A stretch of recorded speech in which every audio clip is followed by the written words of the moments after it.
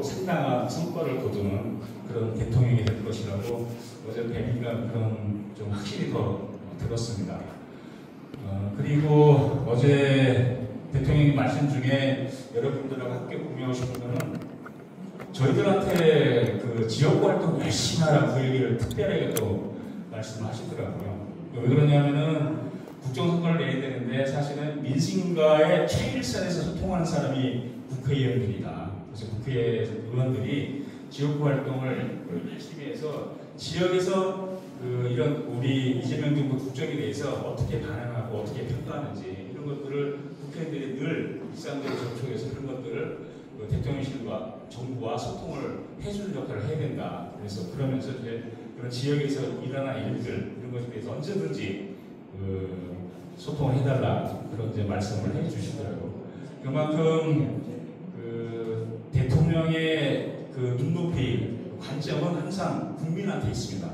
그래서 국민 주권 정부라고 하는 말씀하시는 게 그냥 구호로 말씀하는 게 아니고 모든 국정의 자세, 출발점을 항상 국민에 놓고 하신다는 것을 어제 저도 오찬 같이 하면서 또 한번 느낄 수가 있었습니다. 그래서 앞으로 대통령님의 당부가 아니더라도 저희 지역 활동을 더 열심히 해야 되겠다 이렇게 생각이 들고, 그래서 저번에 청년위원회, 여성위원회, 노동위원회 이렇게 다 출범식도 행사를 했는데 오늘 이제 탄소중립위원회를 했는데 앞으로 우리 상설위원회 많이 있지 않습니까? 그래서 우리 노인위원회도 계시고 그래서 그런 위원회들이 우리 지역에 있는 당원들과 시민들하고 더 접점을 넓힐 수 있는 그런 다양한 프로그램들을 많이 개발해서 국민 속으로 시민 속으로 더 들어가는 지역위원회가 될 수 있도록 이렇게 노력하는 게 중요하다고 생각합니다.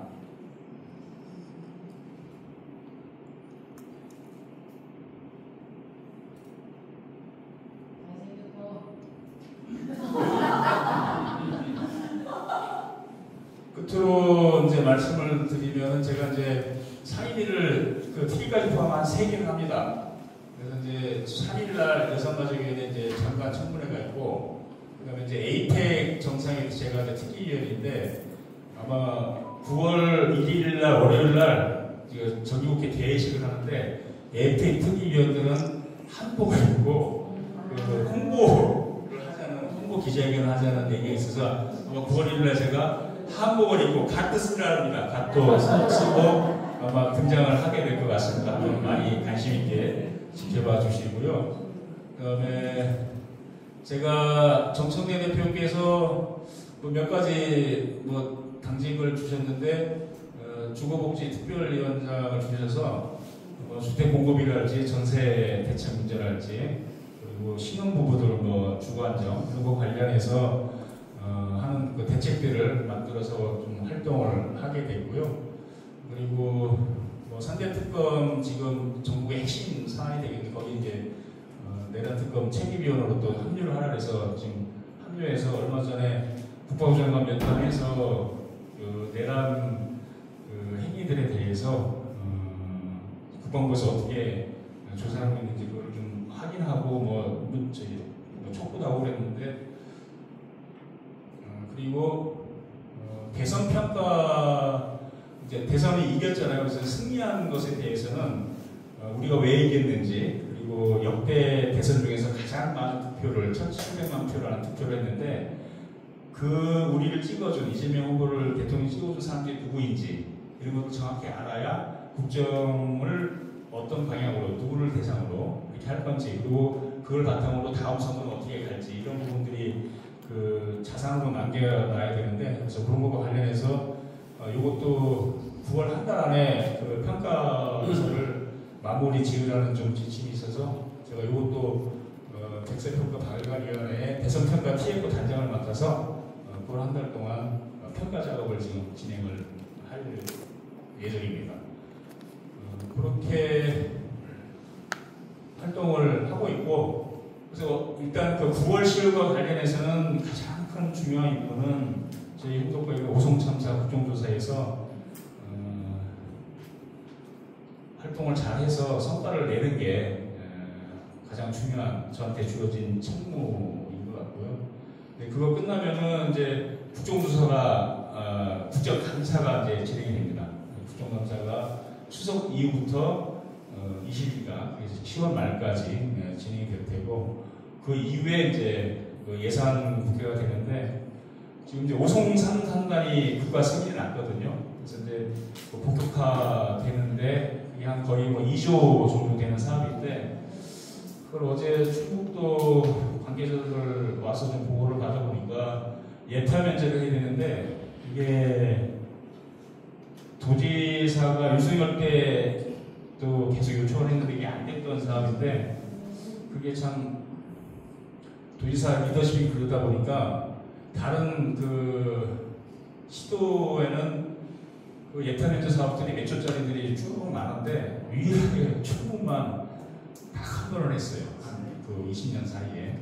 그래서 정말 충북이 인재에서 예산에서 좀 홀대하고 있는 면이 있는데 뭐 그리고 여러 가지 원인이 있겠지만 어쨌든 도의 리더십이 조금 그 취약한 게 그런 충북의 좀 성장 엔진을 만드는데 많이 좀 부족한 것 같아요. 그래서 좀 그런 부분과 관련해서 하여튼 오송 그 3산단 오송 바이오스케어 사업이 본부에 올릴 수 있도록 제가 좀 역할을 하는 게 매우 중요하고 특히 이제 그 오송을 K바이오의 중심지로 만들기 위해서는 그 AI하고 바이오하고 결합을 시키는 게 굉장히 중요한데 정말 너무 안타까운 게 정부에서 그걸 100조 가까이 투자하겠다고 계획들을 막 발표를 하고 있는데 청주와 충북도는 그거에 대한 사업 계획 자체가 없어요. 그래서 어떻게 하든 이번 국회 그 의결이 과정에서 뭘 반영을 해보려고 해도 뭐 사업계에서 좋은 쪼가리 하나도 없어요. 그래서 이제 막 뭐라 해가지고 어제 겨우 이제 5가지 정도 사업 제안서를 충북도에서 들고 왔더라고요. 그래서 그 중에 대부분 한 400억에서 300억 정도 되는 AI 관련 그 사업들 계획서를 들고 왔는데 그 중에 한 가지라도 이번 예산에 태워서 요즘 워낙 기술들이 발전 속도가 빠르기 때문에 특히 AI 같은 경우는 지금 바이오하고 결합을 시켜놓지 않으면 오송의 경쟁력이 떨어져서 오송이 더 발전할 수가 없습니다. 기업들이 오지는 않아요.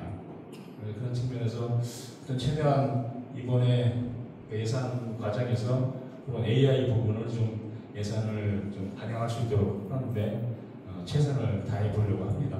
이런 일들이 앞으로 하반기에 제가 좀 해야 될 중요한 사업들이고 일을 하다 보니까 뭐 이런 여러 가지 현안들 하다 보면 금방 시간이 지나가더라고요.